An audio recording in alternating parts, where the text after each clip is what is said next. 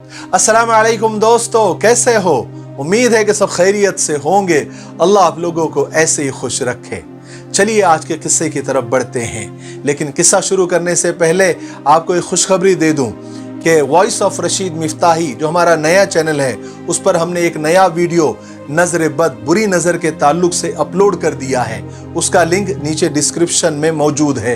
आप ये वीडियो देखने के बाद वो वीडियो ज़रूर देखें। उसमें हमने बताया है कि नजर बद क्या होती है, बुरी नज़र क्या होती है, कैसे लगती है, क्यों लगती है, कौन लगाता है, उससे बचने का तरीका क्या है, नजर बद लगने की निशानियाँ क्या क्या है और उसका इलाज क्या क्या है, और नकली आमिल, नकली बाबा कितना भरम फैलाते हैं और कितना लोगों को परेशान करते हैं। वो सारी चीज़ें नजर बद से मुतालिक जो भी गलत फहमियाँ आपके दिलो दिमाग में होगी, ये वीडियो देखने के बाद आपकी वो सारी गलत फहमियाँ निकल जाएगी। तो मुझे उम्मीद है कि आप डिस्क्रिप्शन में जाएंगे, उस लिंक पर क्लिक करके वो वीडियो ज़रूर देखेंगे। चलिए किस्से की तरफ बढ़ते हैं। तो किस्सा ये है कि खलीफा अब्दुल मलिक बिन मरवान बैतुल्लाह शरीफ का तवाफ कर रहा था। उसकी नज़र एक नौजवान पर पड़ी जिसका चेहरा बहुत पुरवकार और हसीन था, मगर लिबास और रहन सहन से बड़ा मिस्कीन और गरीब सा लग रहा था। खलीफा अब्दुल मलिक ने पूछा कि ये नौजवान कौन है? तो खलीफा को बताया गया कि इस नौजवान का नाम सालिम है और ये सैयदना अब्दुल्ला इब्ने उमर रजी अल्लाह तआला अन्हु का बेटा और सैयदना उमर इब्ने खत्ताब रजी अल्लाह तआला अन्हु का पोता है। खलीफा अब्दुल मलिक को जरा धचका लग गया, क्योंकि उमर इब्ने खत्ताब रजी अल्लाह तआला अन्हु का दबदबा ही ऐसा था। और उसने उस नौजवान को बुला भेजा, कहा कि उसको बुला लाओ मेरे पास। खलीफा अब्दुल मलिक ने पूछा, बेटा तुम्हारे दादा सैयदना उमर फारूक रजी अल्लाह तआला अन्हु का मैं बहुत बड़ा मद्दा हूं, बहुत बड़ा फैन हूं, मैं उनका बहुत इज्जत और एहतराम करता हूं, और मुझे तुम्हारी ये हालत देखकर बड़ा दुख हुआ, बड़ा तरस आया। मुझे खुशी होगी अगर मैं तुम्हारे कुछ काम आ सकूं। बेटा तुम अपनी जरूरत बयान करो, जो मांगोगे तुमको दिया जाएगा। नौजवान ने जवाब दिया कि ए अमीरुल मोमिनीन, इस वक्त मैं अल्लाह के घर में यानी बैतुल्लाह में हूं। मुझे शर्म आती है कि मैं अल्लाह के घर में बैठकर किसी और से कुछ मांगू। खलीफा अब्दुल मलिक थोड़ा शर्मिंदा सा हुआ, लेकिन फिर भी उस नौजवान के चेहरे पर एक मोहब्बत भरी नजर दौड़ाई और खामोश हो गया। खलीफा ने अपने गुलाम से कहा कि तुम यहीं पर खड़े रहो, और ये नौजवान जैसे ही इबादत से फारिग होकर बैतुल्लाह से बाहर आए तो उसे मेरे पास ले आना।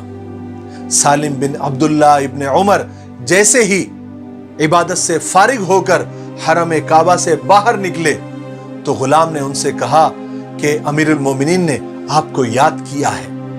तो वो गुलाम सालिम बिन अब्दुल्ला रजी अल्लाह तआला अन्हु को यानी उस नौजवान को लेकर खलीफा के दरबार में पहुंचे। खलीफा अब्दुल मलिक ने कहा कि ए नौजवान, अब तो तुम बैतुल्लाह में नहीं हो, यानी अब तो तुम काबे से बाहर आ गए हो, अब तो अपनी जरूरत बयान करो, क्योंकि मेरा दिल चाहता है कि मैं तुम्हारी मदद करूं। तो उस नौजवान ने कहा कि ए अमीरुल मोमिनीन, आप मेरी कौन सी जरूरत पूरी कर सकते हैं, दुनिया की या आखिरत की? तो अमीरुल मोमिनीन ने जवाब दिया, मेरे बस में तो बस इतना ही है कि मैं दुनिया के माल व मता से, दुनिया की दौलत से मैं आपकी मदद कर सकता हूं। तो उस नौजवान ने कहा, अमीरुल मोमिनीन, दुनिया तो मैंने कभी अल्लाह से भी नहीं मांगी, जो कि इस दुनिया का मालिक कुल है, तो मैं आपसे क्या मांगूंगा? मेरी जरूरत, मेरी परेशानी, मेरी फिक्र तो सिर्फ आखिरत के हवाले से है। अगर आप इस सिलसिले में मेरी कुछ मदद कर सकते हैं तो मैं बयान करता हूं।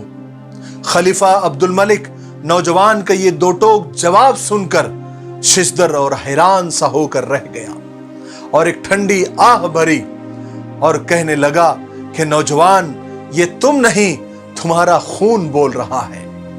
खलीफा अब्दुल मलिक को हैरान और शिशदर छोड़कर वो नौजवान दरबार से निकल गया और हरम की गलियों में दाखिल होकर नजरों से ओझल हो गया। और यूं एक नौजवान ने हाकिमे वक्त को आखिरत की तैयारी का एक बहुत बड़ा सबक दिया, और साथ साथ हमको भी और आने वाली तमाम इंसानों को, पूरी उम्मत को क़यामत तक एक सबक दे दिया कि असल जिंदगी आखिरत की जिंदगी है, दुनिया की जिंदगी नहीं। असल मसला आखिरत का मसला है, दुनिया तो दारुल इम्तिहान है।